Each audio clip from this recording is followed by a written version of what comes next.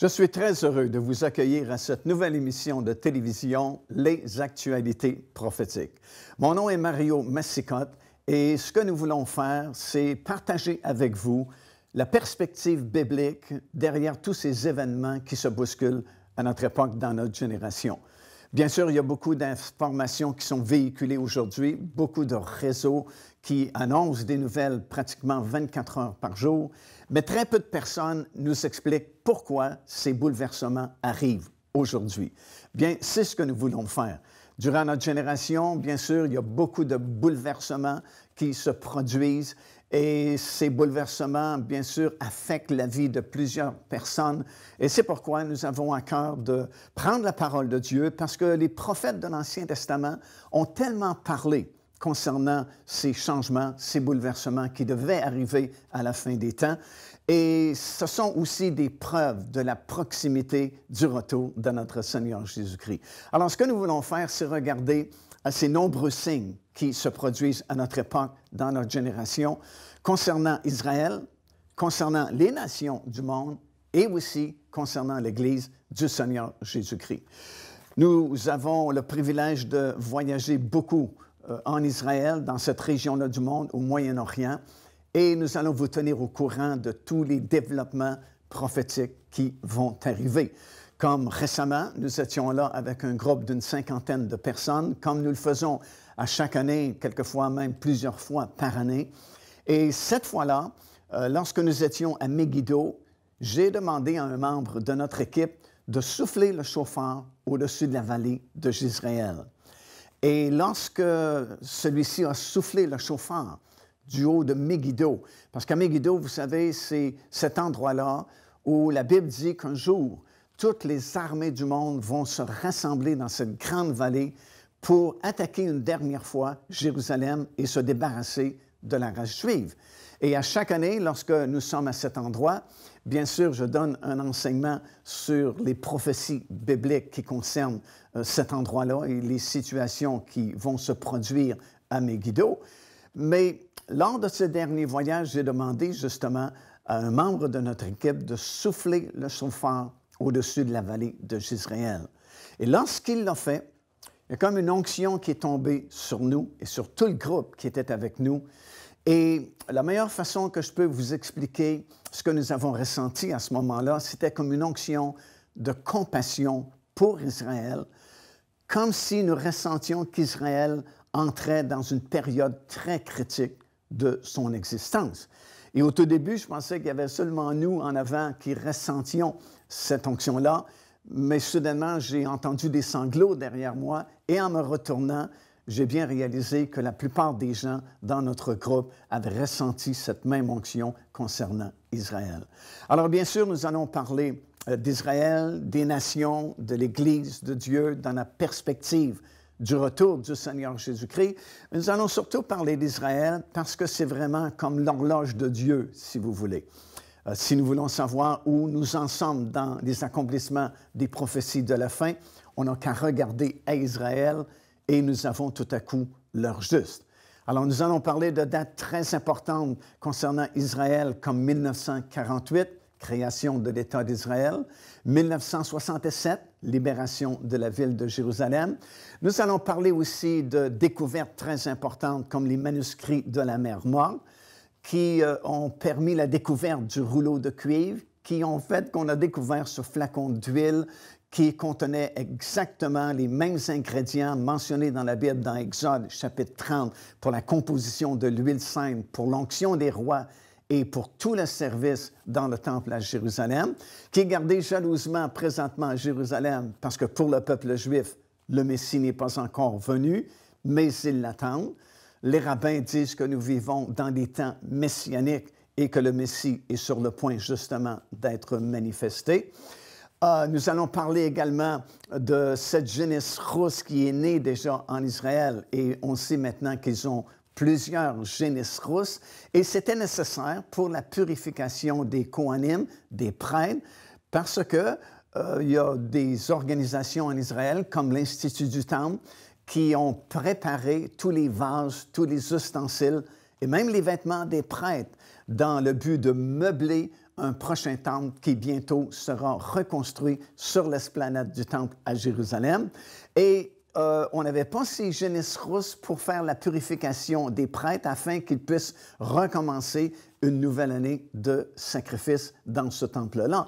Alors, ce sont des choses très intéressantes que nous allons partager tout au long de ces émissions de télévision, autant en Israël que chez les nations du monde, où il se passe beaucoup de choses également et de grands accomplissements prophétiques sont en train d'être accomplis. Et bien sûr aussi concernant l'Église de Dieu, parce qu'il y a beaucoup de prophéties dans la Bible, beaucoup de signes qui ont été donnés concernant l'Église de Dieu. Alors, ça va être très intéressant. Et puis, je vous encourage à ne pas manquer aucune de ces émissions de télévision dans cette nouvelle série qui s'appelle « Les actualités prophétiques » où nous allons passer du bon temps à regarder ces signes qui s'accomplissent à notre époque. Joignez-vous à nous afin de célébrer le Seigneur et entendre le message de la parole de Dieu par l'évangéliste Mario Massicotte. Venez recevoir ce que Dieu a préparé pour vous. Visitez notre site web www.paindevie.org afin de connaître notre itinéraire. Nous serions très heureux de vous rencontrer et de vivre des moments forts avec le Seigneur.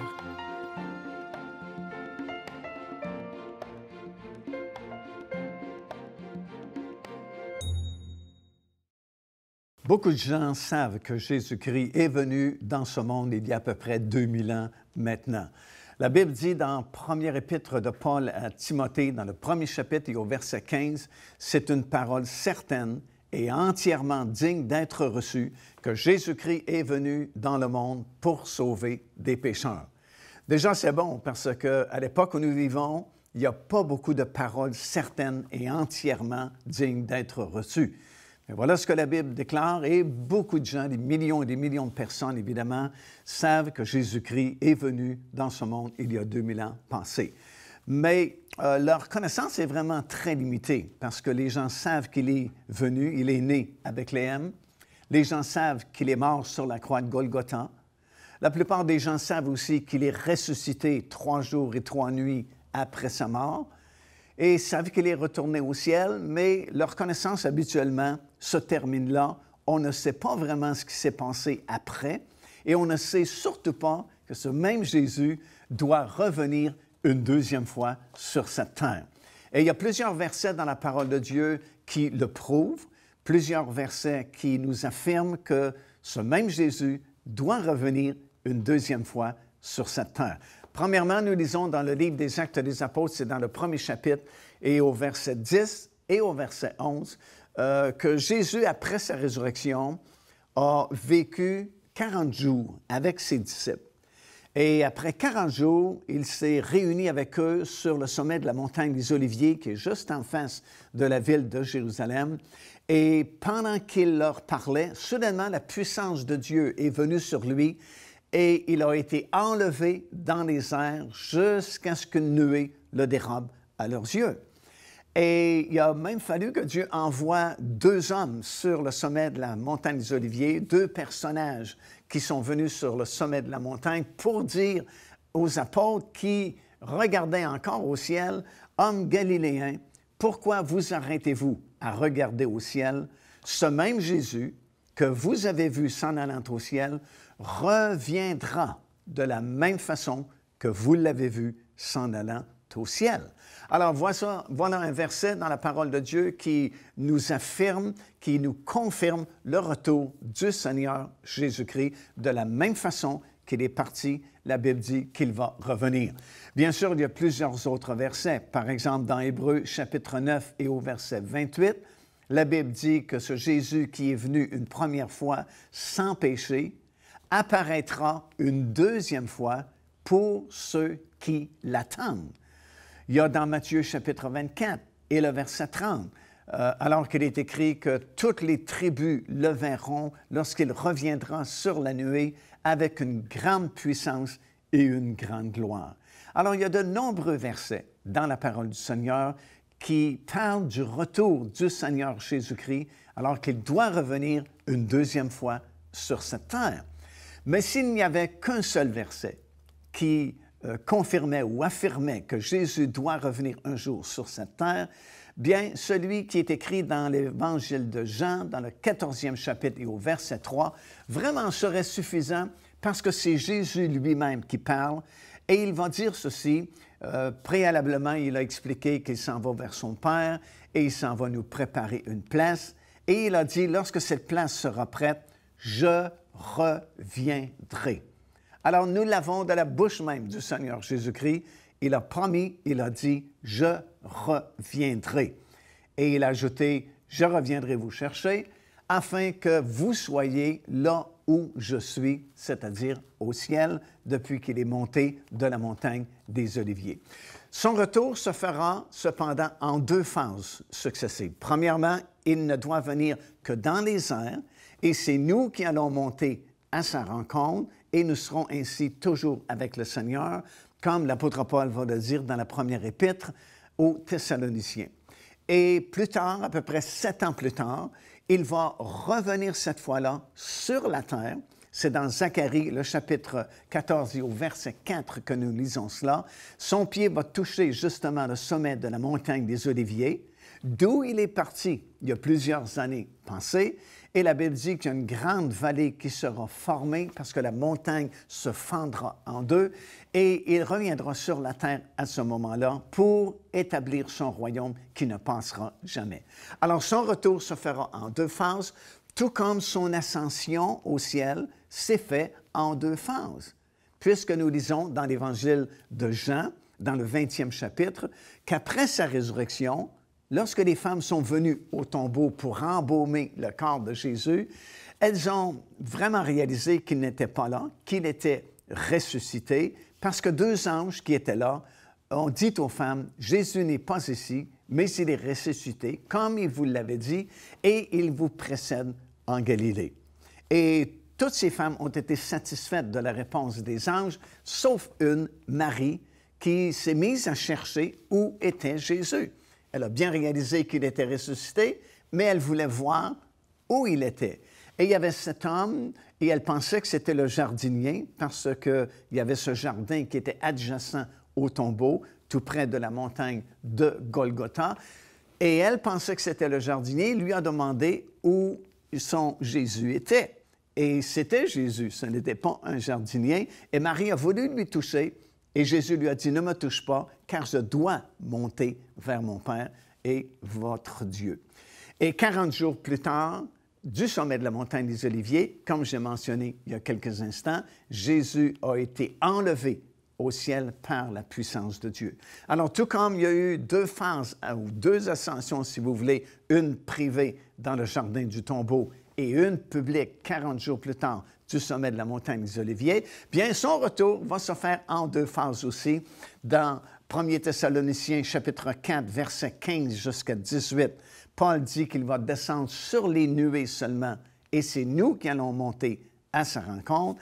Et plus tard, à la fin de cette période des tribulations mondiales, telle que prophétisée par Zacharie dans son livre, 14e chapitre et verset 4, il reviendra cette fois-là sur la terre avec nous.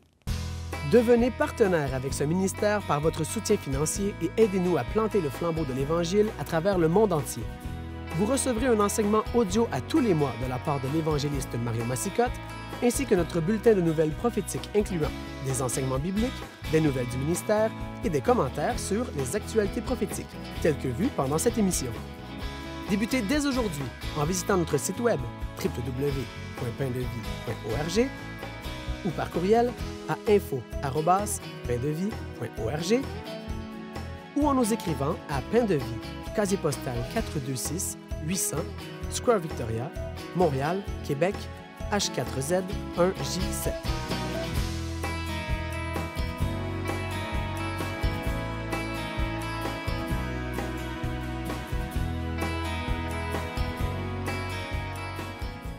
Alors, la Bible prédit le retour de notre Seigneur Jésus-Christ en 2 phases, comme je viens de mentionner, et nous savons que nous vivons à l'époque, justement, du retour du Seigneur Jésus-Christ à cause des nombreux signes qui s'accomplissent à notre époque et dans notre génération.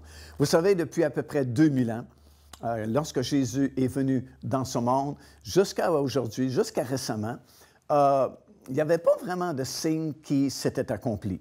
Pendant presque 2000 ans, aucun prédicateur ne pouvait se tenir derrière son pupitre le dimanche matin et dire « Voilà un grand signe qui s'est accompli, qui prouve la proximité du retour du Seigneur Jésus-Christ. » Parce que pendant presque 2000 ans, aucun signe vraiment ne s'est accompli parce que, évidemment, ce n'était pas l'époque, ce n'était pas la génération dans laquelle le Seigneur pouvait revenir.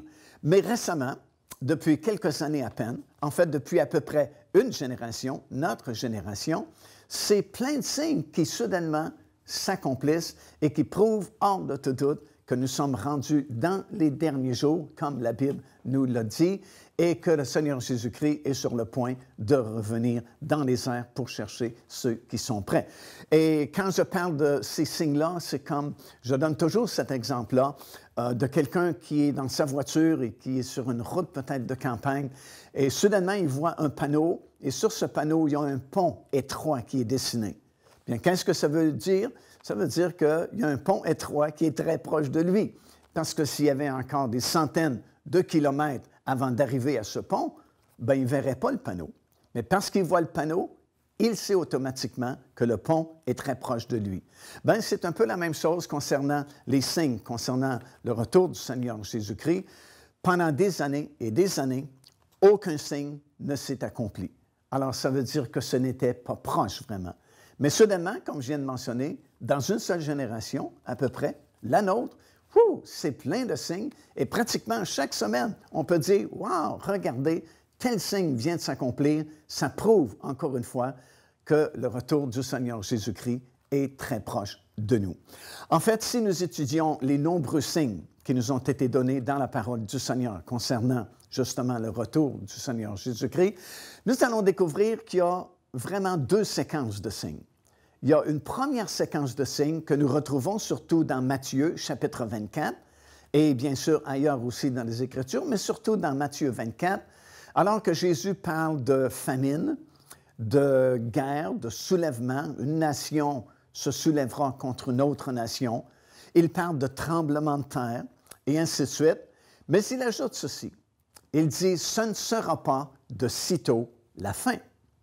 Alors, nous réalisons que les tremblements de terre, les famines, les guerres que nous voyons dans ce monde ne sont pas les derniers signes qui nous sont permis de voir avant l'enlèvement des croyants, mais plutôt les premiers signes qui nous disent « Attention, Jésus revient bientôt ».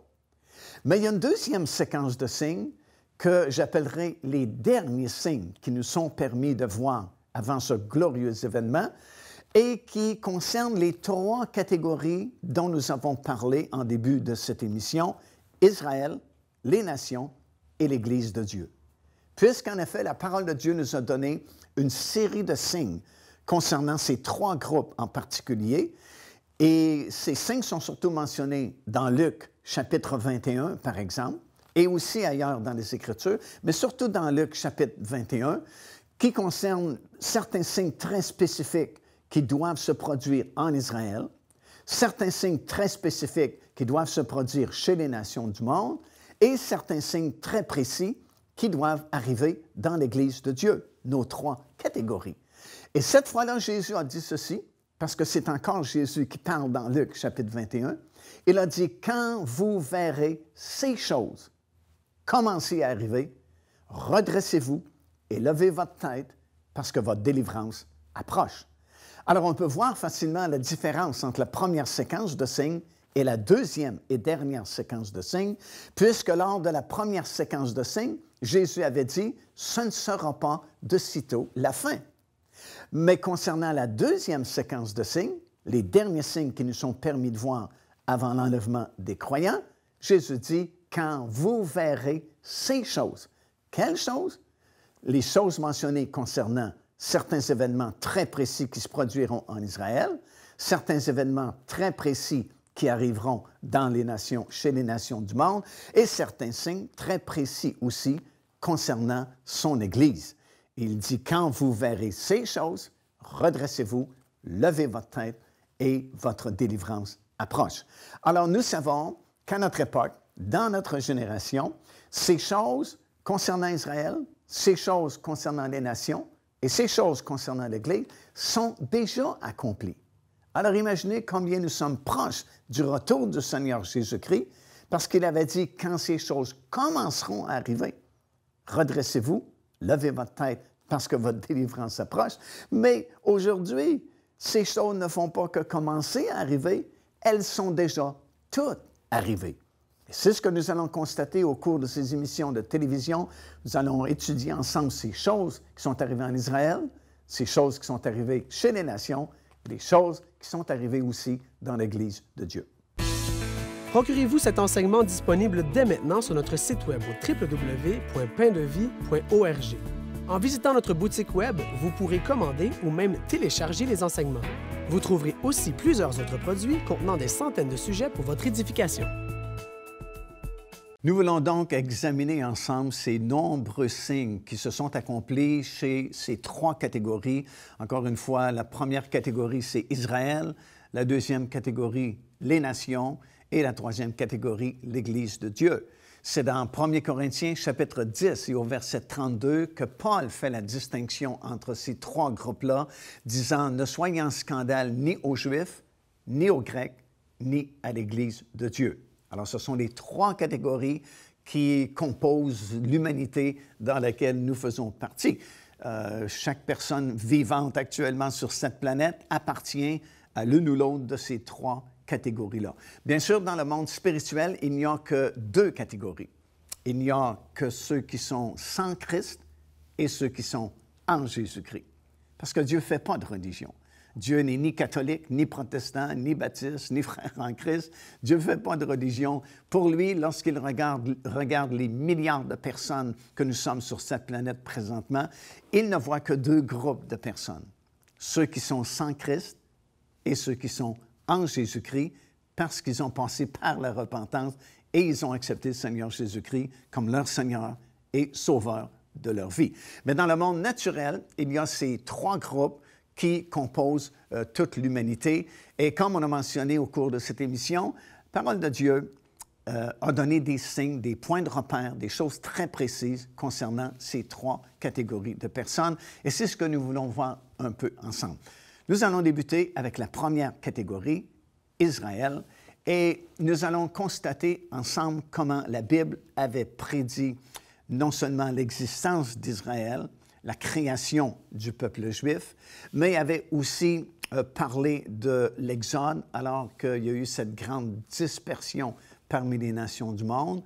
Mais les prophètes de la Bible avaient annoncé également le retour du peuple juif dans les derniers jours, dans son pays d'origine, en Israël, avaient annoncé la libération de la ville de Jérusalem, tel que ça s'est produit il y a plusieurs années passées maintenant.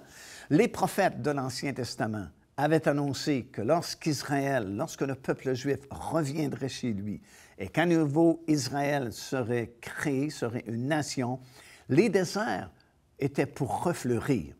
Eh bien, si vous êtes déjà allé en Israël, vous avez constaté que les déserts sont déjà refleuris. Vous allez dans des endroits très secs, comme le désert du Negev, qui est situé complètement au sud du pays, et vous allez retrouver plein de dattiers, de palmiers, d'arbres fruitiers, parce que vraiment, les paroles prophétiques des prophètes de l'Ancien Testament sont désormais accomplies. Des villes ont été reconstruites, et il y a plusieurs versets qui sont très précis, très, très spécifiques, comme dans Ézéchiel, par exemple, le chapitre 20, des versets 41 à 42. Voici ce qui est écrit. « Je vous recevrai comme un parfum d'une agréable odeur, dit le Seigneur, quand je vous aurai fait sortir du milieu des peuples et rassembler des pays où vous avez été dispersés, et je serai sanctifié par vous aux yeux de toutes les nations. Vous saurez que je suis l'Éternel quand je vous ramènerai dans le pays d'Israël. » Alors, c'est très précis comme prophétie. Dans Ésaïe, chapitre 43, versets 5 et 6, ça dit « Je ramènerai de l'Est ta race, et je te rassemblerai de l'Ouest. Je dirai au nord, donne, et au sud, ne retiens point. Fais venir mes fils du pays lointain et mes filles de l'extrémité de la terre. » Et il y a beaucoup d'autres références, bien sûr, dans l'Ancien Testament qui disent à peu près la même chose, et tout particulièrement dans Ézéchiel, le chapitre 37, qui est un grand chapitre concernant la restauration du pays d'Israël, alors que Dieu a transporté son prophète, qui s'appelait Ézéchiel, dans une grande vallée, et le prophète a vu la grande vallée remplie d'ossements, et il se donne la peine de spécifier que les ossements étaient très secs. Et nous lisons dans ce 37e chapitre du livre d'Ézéchiel, à la fin du chapitre, que ces ossements représentaient la maison d'Israël qui avait été dispersée un peu partout parmi les nations du monde. Et le Seigneur a dit à son prophète, prophétise sur ces ossements-là. Et alors qu'Ézéchiel a commencé à prophétiser, il se fit un bruit de rapprochement tout d'un coup, et ces os qui étaient dispersés à gauche et à droite se sont rassemblés pour former des squelettes. Alors qu'il parle de nouveau, la chair a cru sur ces squelettes-là. Et alors qu'il parle une troisième fois, l'Esprit de Dieu est entré dans ces cadavres-là qui avaient de la chair, qui avait cru sur ces ossements-là. Et la Bible dit que c'était une grande armée qui se tenait soudainement debout, et c'était la maison d'Israël. Alors, c'est une grande, grande prophétie en 3 phases qui s'est réalisée à 2/3 vraiment aujourd'hui, puisqu'Israël s'est rapproché, Israël a été recréé, la chair a cru sur les squelettes, et il reste une 3e et dernière phase qui va venir bientôt, une onction de l'Esprit de Dieu qui va souffler sur Israël, et tout Israël, dit l'apôtre Paul dans Romains chapitre 10, alors sera sauvé. Car Dieu a tant aimé le monde qu'il a donné son Fils unique, afin que quiconque croit en lui ne périsse point, mais qu'il ait la vie éternelle. Téléchargez gratuitement l'enseignement « Le salut, c'est quoi ?» en visitant notre site web www.paindevie.org et recevez la grâce merveilleuse que Dieu vous offre. Alors, comme vous avez pu le constater au cours de cette émission, nous vivons des temps vraiment très particuliers et ces signes qui ont été donnés dans la parole du Seigneur pour nous prévenir de la proximité du retour du Seigneur Jésus-Christ sont déjà accomplis à notre époque dans notre génération. La question importante est celle-ci. Est-ce que vous connaissez le Seigneur Jésus comme votre Seigneur et le Sauveur de votre vie? Et c'est tellement simple d'être sauvé, tellement simple de le connaître de façon personnelle et intime. Parce que lorsque la parole de Dieu est annoncée, lorsqu'elle est prêchée, le Saint-Esprit fait une conviction dans le cœur des gens. Jésus avait dit, lorsque le Saint-Esprit, le Consolateur, sera venu, il convaincra le monde de péché, de justice et de jugement. Et alors que vous écoutez ces paroles aujourd'hui, le Saint-Esprit déjà place une conviction sur vous, dans votre cœur. Et maintenant, il attend une réponse de votre part. Et la meilleure réponse à donner, c'est « Oui, Seigneur, je reconnais que je suis un pécheur et je veux t'accepter comme mon Seigneur et mon Sauveur. » Et en le faisant, vos péchés sont pardonnés, vous devenez une nouvelle créature dans le Seigneur Jésus-Christ et vous recevez la vie éternelle qui ne se terminera jamais. Cette vie-là, c'est seulement Jésus qui peut la donner et il la donne gratuitement à tous ceux et celles qui veulent bien l'accepter. Faites-le donc aujourd'hui même.